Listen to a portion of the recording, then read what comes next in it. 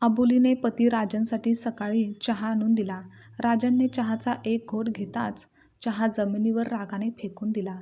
तेव्हा राजनने असं का केलं हे काही अबोलीला कळलंच नाही. ती समोरच घाबरलेल्या स्थितीत उभी होती. तेव्हा राजन मोठ्याने तिच्यावर ओरडत म्हणाला, "अगं ये मूर्ख गावंढळ, साधा तुला चहा करता येत नाही का? चहामध्ये दूध किती कमी घातलं आहे.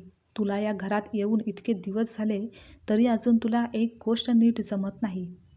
माझं नशीबच इतकं खराब की मला तुझ्यासारखी गावंढळ अशिक्षित बायको मला मिळाली आहे." अबोली व राजनच्या लग्नाला नुकतेच 1 वर्ष पूर्ण झाले होते. अबोली ही राजनच्या आईच्या गावाकडच्या दूरच्या नातेवाईकांची मुलगी होती. राजनसोबत लग्न करून ती आली होती. अबोली गावाकडे राहणारी, साधी राहणीमान असणारी मुलगी होती, पण दिसायला सर्वसाधारण होती. राजनला तिच्याशी लग्न करायचं कधीच नव्हतं, पण त्याच्या आईची खूप इच्छा होती की राजनने अबोलीसोबतच लग्न करावं. म्हणूनच आईच्या इच्छेखातर नाइलाजाने राजनने अबोलीसोबत लग्न केलं होतं. खरं तर राजनला नेहमी एक फक्त शिकलेली सुशिक्षित मुलगीच आवडत होती, जी त्याच्यासोबत त्याच्या वातावरणाशी जुळवून घेऊ शकेल. राजन एका मोठ्या कंपनीत नोकरी करायचा. त्याचं उठणं बसणं देखील आणि वागणं देखील अशाच लोकांमध्ये व्हायचं. जेव्हा तो कोणाच्याही पार्टीला जायचा तेव्हा ऑफिसमधल्या इतर सहकाऱ्यांच्या पत्नींना पाहून त्याला देखील असंच वाटायचं की त्याची बायको देखील अशीच असावी. त्यालाही आपल्या बायकोला सोबत घेऊन जावं असं वाटायचं, पण तो आपल्या बायकोला अडाणी समजायचा. त्याला वाटायचं त्याच्या आईने त्याची लग्नगाठ अशा मुलीसोबत बांधून दिली आहे, जिला कोणत्याही गोष्टीचं ज्ञान नाही की चार चौघात पार्टीत कसं वागावं याची समज नाही. राजन अबोलीला कधीच बाहेर फिरायला किंवा कोणत्याही पार्टीत कार्यक्रमात घेऊन जात नसे. कारण त्याला वाटायचं तिला तर इंग्रजी बोलता पण येत नाही आणि कोणी इंग्रजीमध्ये काही बोललं तर समजणार देखील नाही. मग पार्टीत घेऊन जाऊन स्वतःचंच हसू कशाला करून घ्यायचं. राजन नेहमी विचार करायचा आईने त्याचा विचार का केला नाही. तर उलट आई विचार करायची की तिने राजनसाठी लाखात एक हिरा शोधला आहे, त्याची किंमत खूप आहे. असं जेव्हा आई राजनला बोलायची तेव्हा राजन आईचे बोलणे हसण्यात घ्यायचा. तो नेहमी अबोलीला अडाणी गावंढळ म्हणून टोमणे मारायचा, तिला अपशब्द देखील वापरायचा. पण तिने कधीही राजनला उलट उत्तर दिले नाही. ती फक्त खाली मान घालून एखाद्या गुन्हेगारासारखी त्याच्यासमोर उभी राहायची, पण काहीच कधीच बोलायची नाही. प्रत्येक वेळी शांत राहायची. राजनला ती कधीच आवडायची नाही. तिचं बोलणं, वागणं, राहणीमान हे राजनला खटकायचं. अबोली खूप छान जेवण करायची. जेव्हा तिला कळलं की कांदा भजी फार राजनला आवडतात तेव्हा ती आठवड्यातून एकदा तरी ते नक्की बनवायची. जेव्हा तो ऑफिससाठी जायला निघायचा तेव्हा ती टिफिन तयार करून ठेवायची. एकदा ती कपडे प्रेस करत असताना तेव्हा तिच्याकडून राजनचा आवडता ड्रेस चुकून जळाला होता. ते पाहून ती खूपच चिंतित झाली होती. तिला भीती वाटू लागली की आता राजन काय करेल आणि काय नाही. आणि जेव्हा त्याने त्याचा जळलेला तो ड्रेस पाहिला तेव्हा राजनला राग इतका आला की त्याने तिला एक जोरात कानाखाली दिली आणि तो आवाज ऐकून राजनची आई लगेच खोलीतून बाहेर आली आणि म्हणाली, "राजन, तू हे काय करत आहेस? पत्नीवर हात उचलायला वेडा झाला आहेस का?" तेव्हा राजन म्हणाला, "आई, तू पाहिलंस का हिने काय केलं आहे? आणि आता तिला सांग की माझ्या समोरून इथून निघून जा म्हणून, नाहीतर मी काय करेन हे मलाच माहिती पडणार नाही." तिच्या दोन्ही गालावर राजनच्या बोटाचे ठसे दिसत होते. राजनचे वागणे तर दिवसेंदिवस अधिकच रागीट, तापट होत चालले होते. त्याच्या वागण्यात कोणताही चांगला बदल दिसत नव्हता. राजनची आई त्याला म्हणाली की तू तर नेहमी तिला अडाणी गावंढळ म्हणतोस, पण लक्षात ठेव, बायकोवर हात उचलून तू अडाणीपणा आणि अशिक्षितपणा दाखवलेला आहेस आणि आता यापुढे स्वतःचे कपडे स्वतःच इस्त्री करून घे. त्यानंतर राजन आवरून ऑफिससाठी बाहेर पडला. त्याच ऑफिसमध्ये एक सुंदर मुलगी संपदा काम करत होती. ती शिकलेली होती, सुंदरही होती आणि राजन सोबत ती हसत खेळत बोलायची. त्यांची भेट रोज व्हायची. त्याला ती आता खूप आवडू लागली होती. म्हणून तो विचार करायचा की जर आपलं लग्न त्या अबोलीसोबत झालं नसतं तर त्याने नक्कीच संपदासोबत लग्न केलं असतं. घरी आल्यानंतर राजन अबोलीला सतत छोट्या छोट्या गोष्टींमुळे ओरडायला लागला होता. तो तिच्यावर चिडचिड करत असे. मग त्यामध्ये तिची चूक असो किंवा नसो, तो काहीही बोलायचा आणि ती मात्र सर्व काही अगदी शांतपणे ऐकायची. ते पाहून कधी-कधी राजनलाही असं वाटायचं की कोण जाणे ती कोणत्या दगडाची बनलेली आहे. नाहीतर रोज इतका अपमान आणि इतकी बेइज्जत कोण सहन केलं असतं? त्यानंतरच्या काही महिन्यांनी राजनची आई खूपच आजारी पडली होती. तेव्हा अबोली तिची सेवा एकटीच करत होती. औषधं, पथ्य पाळणे, काळजी घेणे सर्व काही अबोलीने निस्वार्थीपणे मनापासून केलं होतं. सासूची तब्येत ठीक व्हावी म्हणून अबोली नेहमीच तत्पर असायची. पण तिच्या प्रयत्नांना यश आलं नाही आणि त्या एके दिवशी सर्वांना सोडून देवाघरी त्या निघून गेल्या. तेव्हा खऱ्या अर्थाने अबोली एकटी पडली. कारण जरी नवरा तिला किंमत देत नसला तरी तिची सासू तिला प्रेम सन्मान द्यायची.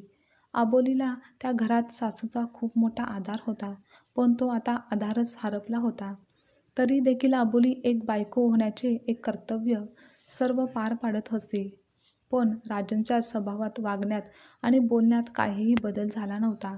एके दिवशी राजन ऑफिसला जाण्यापूर्वी अबोलीने फक्त बूट पॉलिश करायला थोडा उशीर केला होता. म्हणून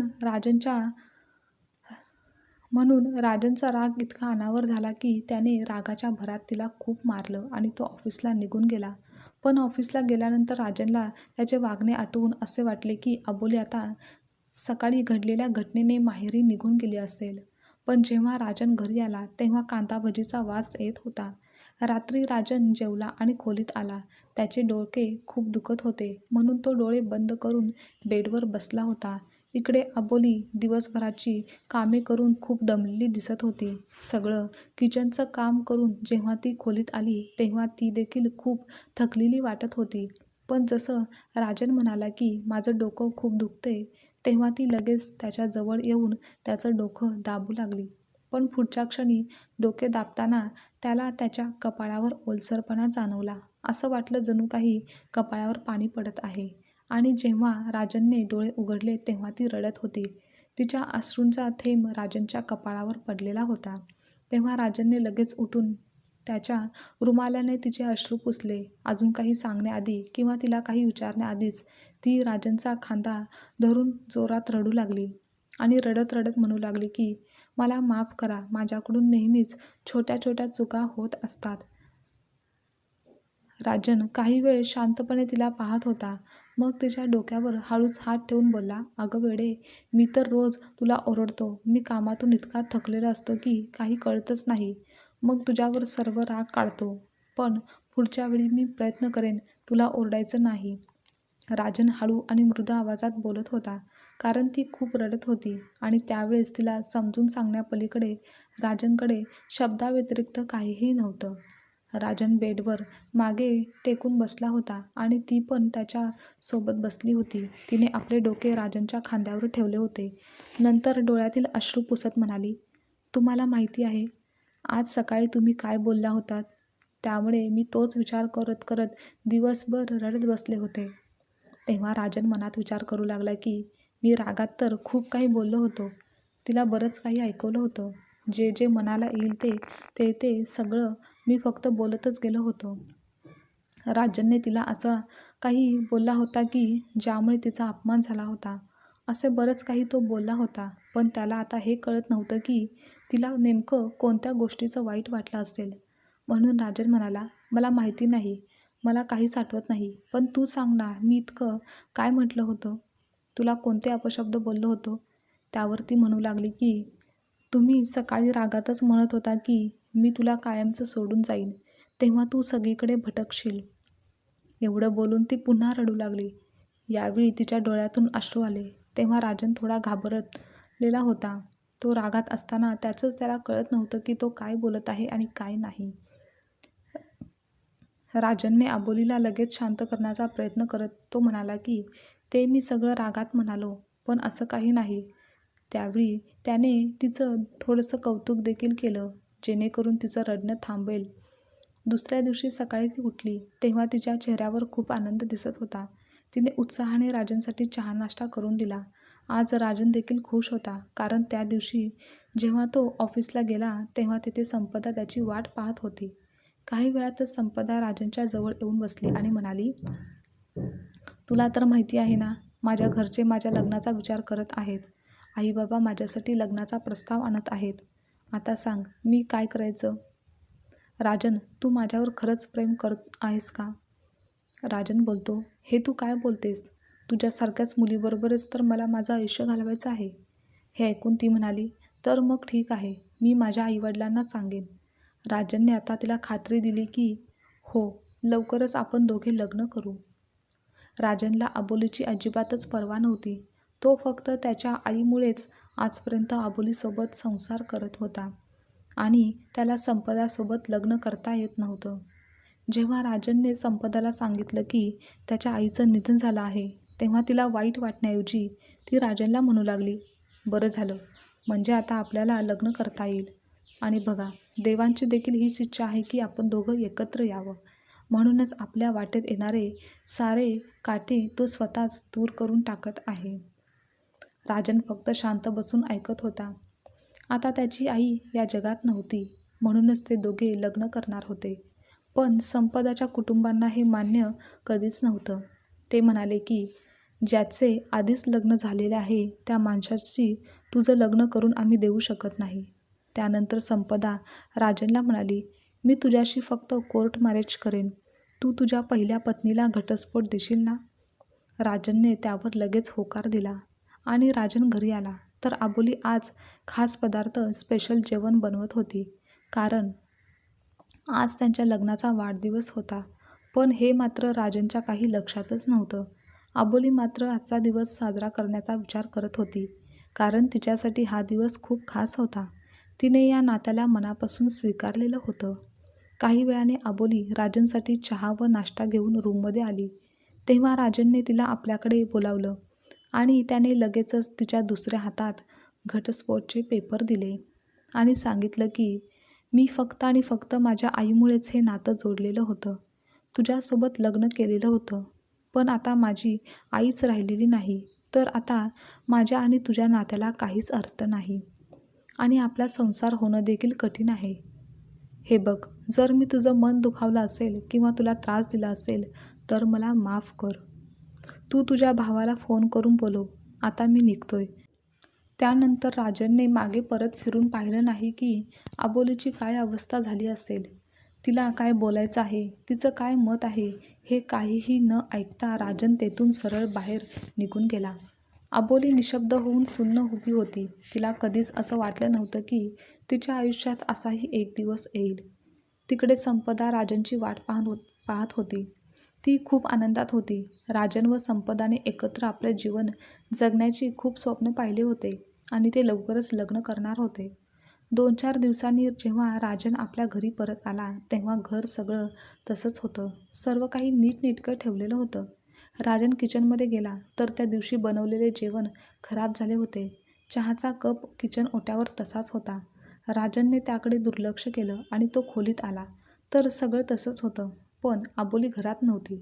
कदाचित ती माहेरी गेली असावी असं राजनला वाटलं. त्यानंतर त्याचं लक्ष बेडवरील असणाऱ्या एका रिपोर्टवर गेलं.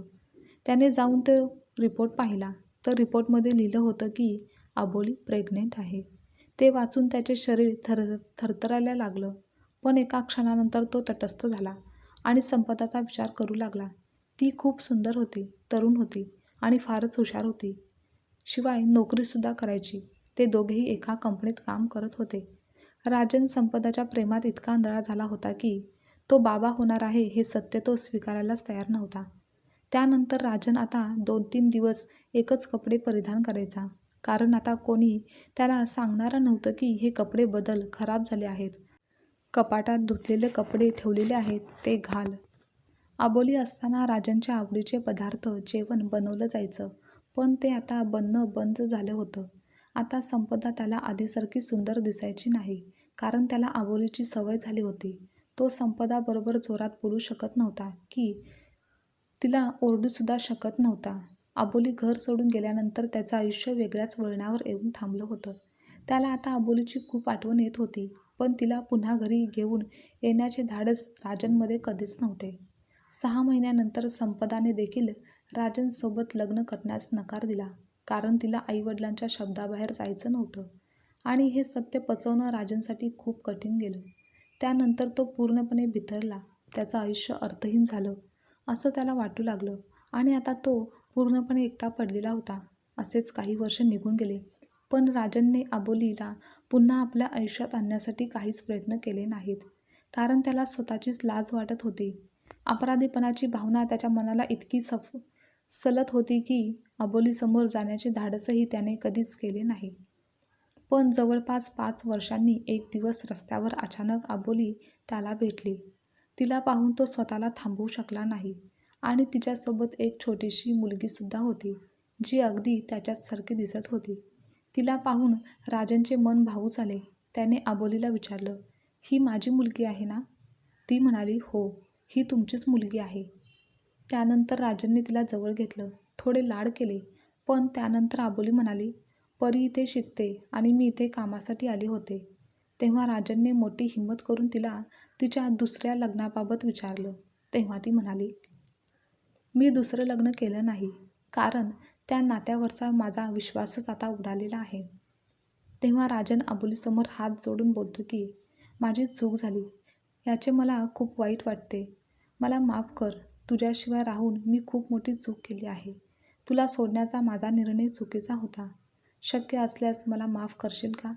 आणि प्लीज माझ्याबरोबर चल." अबोली म्हणाली, "आता खूप उशीर झाला आहे. हे आपलं पहिलं आणि शेवटचं भेटणं आहे. यानंतर आपली पुन्हा भेट होणार नाही याची काळजी मी नक्कीच घेईन." एवढं सांगून ती कायमची राजनला सोडून तिच्या मुलीला घेऊन दूर निघून गेली. राजन मात्र हतबल होऊन फक्त बघतच तेथे उभा राहिला. तो काहीही करू शकला नाही. अबोली व त्याच्या मुलीचे प्रेम, सहवास राजनला कधीच मिळणार नव्हता आणि हीच त्याला त्याच्या वागण्याची परतफेड मिळालेली होती. आजची कथा तुम्हाला आवडल्यास लाईक, शेअर, कमेंट करा आणि चॅनलवर नवीन असाल तर चॅनलला सबस्क्राईबसुद्धा नक्की करा.